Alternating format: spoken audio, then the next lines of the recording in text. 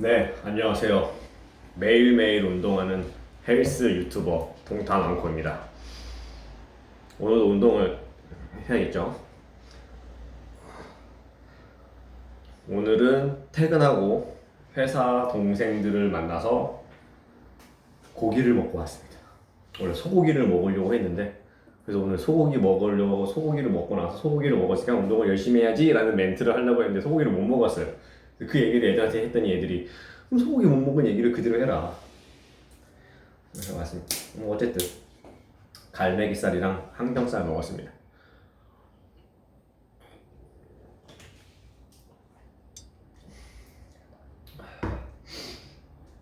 운동을 해야겠죠.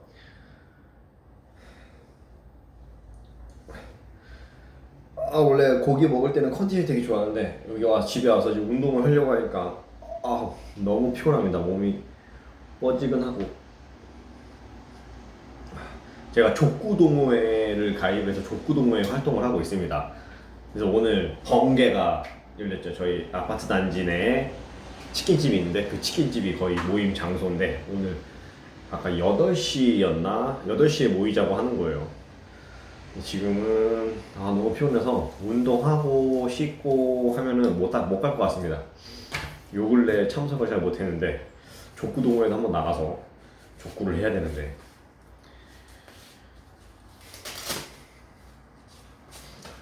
다음 주에 오픽이라서 영어 공부도 해야 됩니다. 너무 피곤합니다. 내일은 쉬는 날이니까 좀 집에서 쉬면서 영어 공부를 해야겠습니다. 스트레칭을 하고 오늘도 턱걸이를 해보도록 하겠습니다. 똑같이 동일하게 10개씩 4세트를 할 건데 또 회사 형이 스쿼트 자세를 보더니 스쿼트 자세가 너무 이상하다. 또 제가 스쿼트를 할 때 허리가 약간 아파요. 자세가 확실히 이상하다는 거죠. 그래서 스쿼트 할 때 자세를 좀 허리를 조금 더 이렇게 세워서 꼿꼿하게 한 상태에서 허벅지 힘을 이용해서 최대한 하라고 합니다. 뭐 말이 쉽지. 옆에서 누가 잡아주지 않는 한 괜히 헬스 PT를 받는 게 아니에요.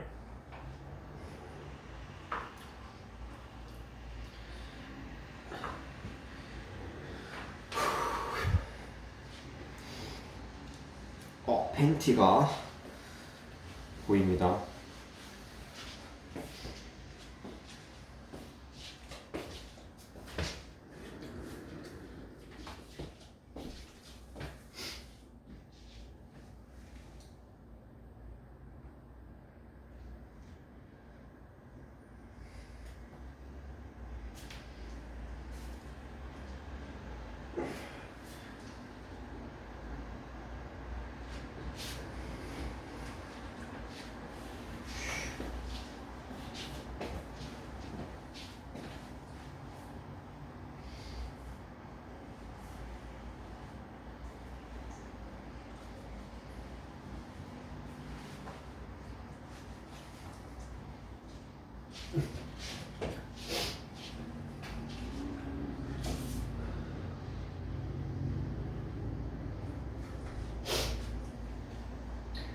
일 세트 시작하겠습니다.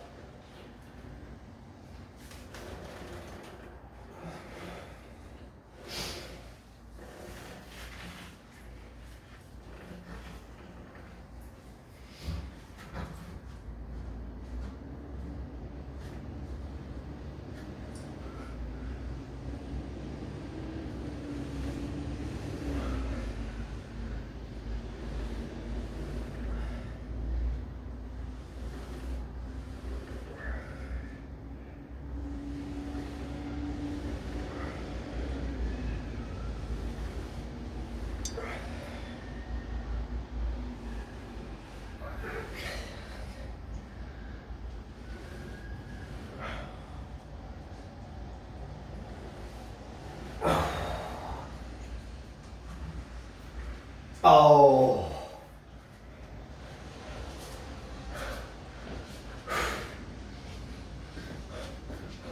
생각보다 무난하게 한 것 같은데 그래도 마지막에 힘들었어요. 그리고 제가 이거를 할 때 시간을 너무 오래 잡아먹는 것 같아요. 한번 끝나면은 거의 뭐 10분이 넘어가니까 최대한 쉬는 시간을 조금 쉬면서 지금 5분 18초인데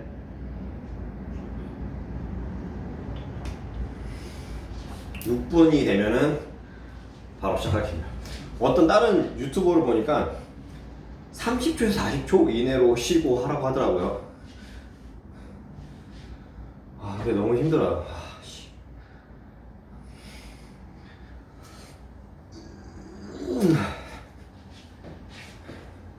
배꼽이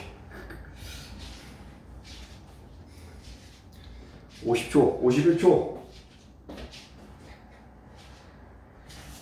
2세트 바로 시작하도록 하겠습니다.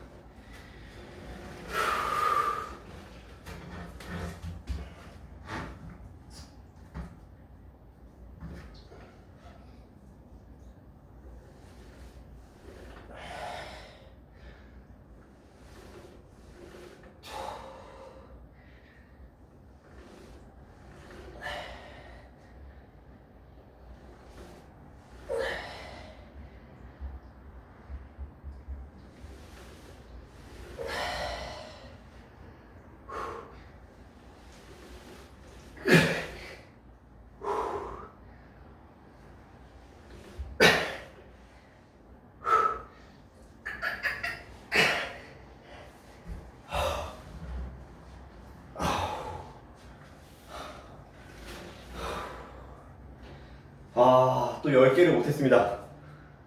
너무 힘들어.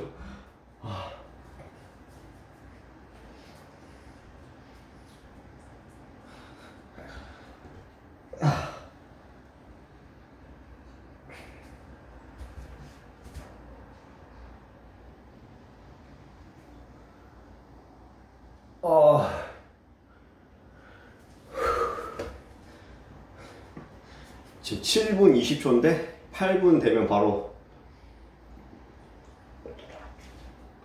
3세트 하겠습니다.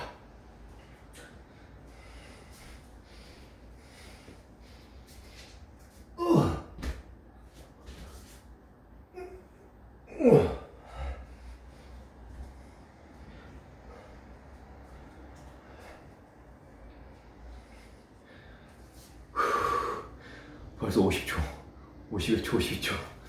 아,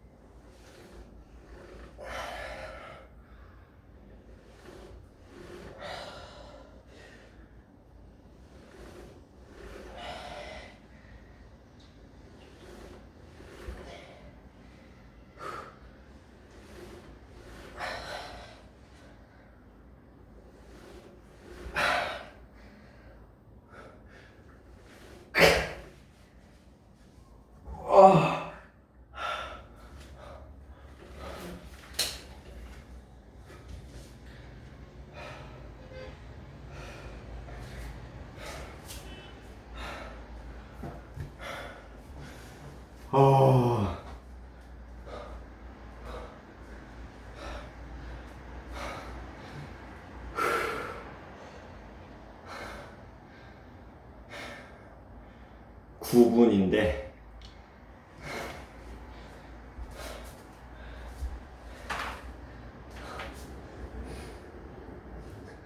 10분 되면 마지막 세트 하도록 하겠습니다. 이 악력이 진짜 너무 부족합니다. 장갑을 바꿔야 되나?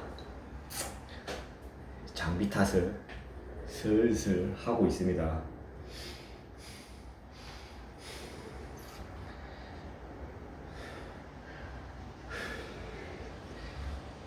44초, 45초. 마지막 세트. 무조건 10개 채우겠습니다.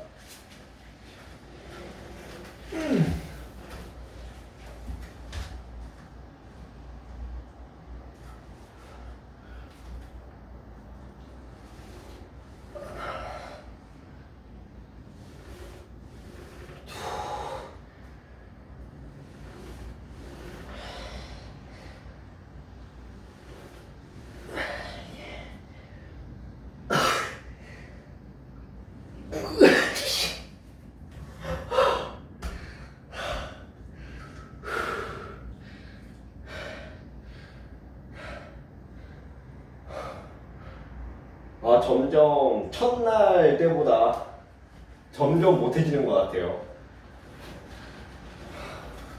아, 첫날에는 그래도 많이 했는데. 아, 이 손이 너무 아픕니다.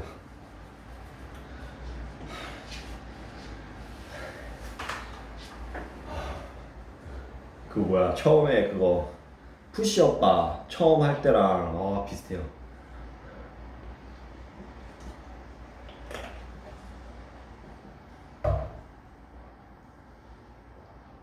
턱걸이 너무 힘듭니다.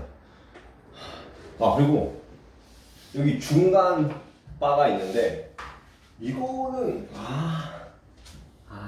여기 요거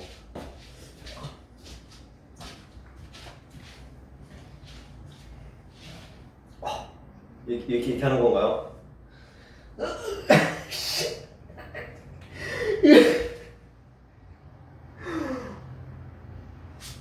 와,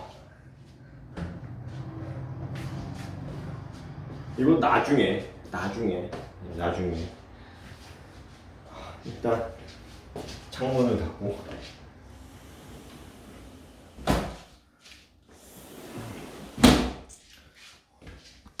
오늘은 비가 와서 날이 흐렸습니다.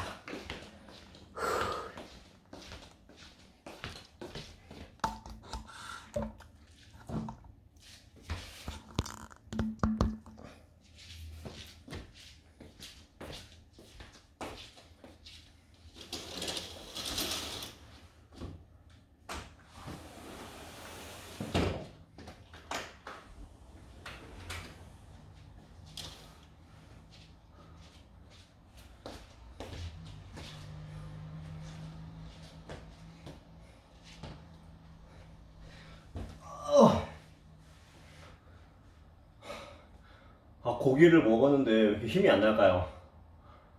역시 소고기를 먹고 왔어야 되나 봅니다. 돼지를 먹었더니. 힘들어.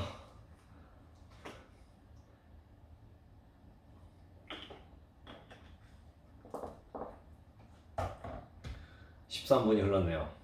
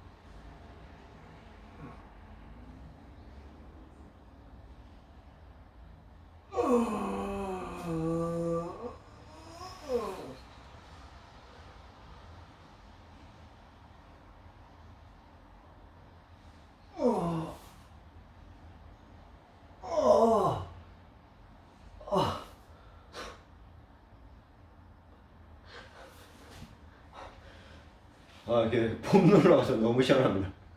이게 제가 죽는 소리 나는데 이게 시원해서 나는 소리입니다. 시원해서. 제가 이거 다른 친구가 한번 왔었을 때 이거 너무 시원하니까 한번 해보라고 누워보라 했는데 그 친구는 난 아무렇지도 않은데 이러더라고요. 저보다 2살 어린 친구여서 아직 덜 늙어서 2살 젊다 보니까 괜찮은가 봅니다. 저는 너무 시원한데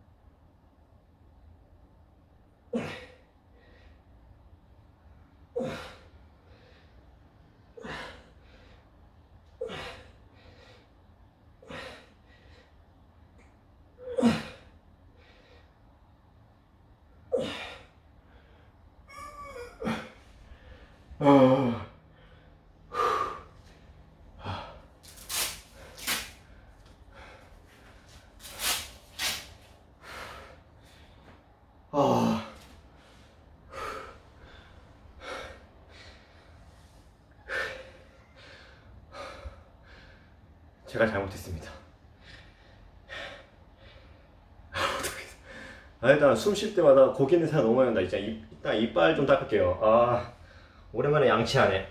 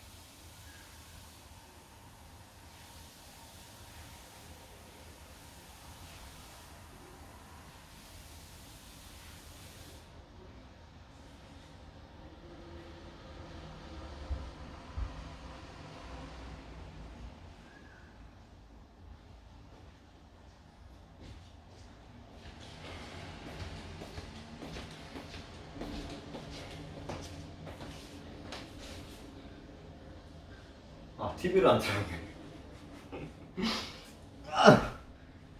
역시 운동할 땐 CNN.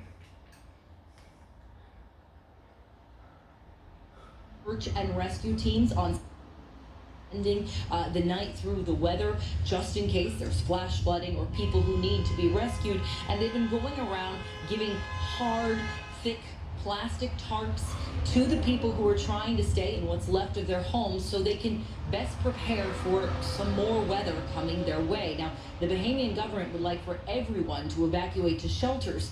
Here in the Nassau area, there are 2,000 people who've come from those areas that were hardest hit by Dorian who are staying in shelters right now. And that's when you get to the other effect, the emotional, the mental anguish of knowing that yet another storm, more weather, more howling wind, more heavy rain coming to those same areas that you just fled from. Hearing those sounds, knowing what's on the horizon, adding to the trauma that all of these people have already experienced. There are still 1,300 people on that official list of the missing, and so much more to do to even begin to talk about recovery here in the Bahamas. But first, they have to get through another bout of weather. Diane Gallagher, CNN, Nassau, the Bahamas. Diane, thank you. Shifting now to U.S. politics. One of the key moments in Thursday night's debate of presidential candidates, it came when the former cabinet secretary, Julian Castro, appeared to slam the former vice president, Joe Biden, about his memory. Other candidates pushed back against Castro. Castro himself later said it was not a personal attack. Rather, he said, a discussion over policy. Biden hasn't responded directly about the exchange, but his campaign has. Here's Biden's deputy campaign chairman.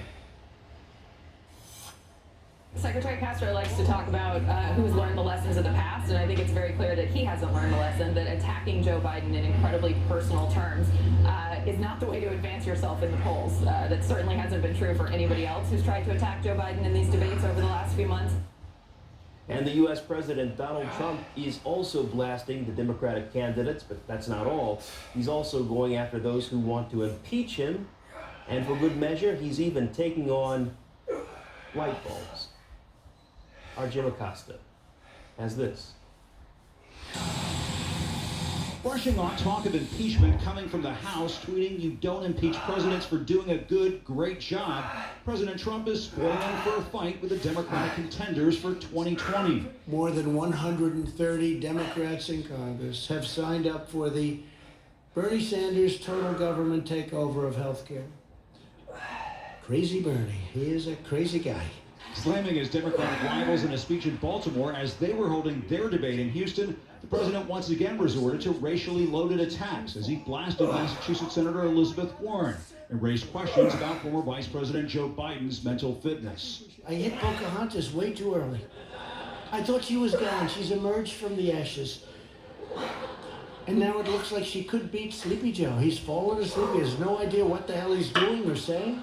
As the president mocked Biden's occasional gaffes, Mr. Trump had one of his own. Sat around and Chuck Grassley was there and Joni Ernst and John Thune and Mike Pounds and so many, just a whole group of great people.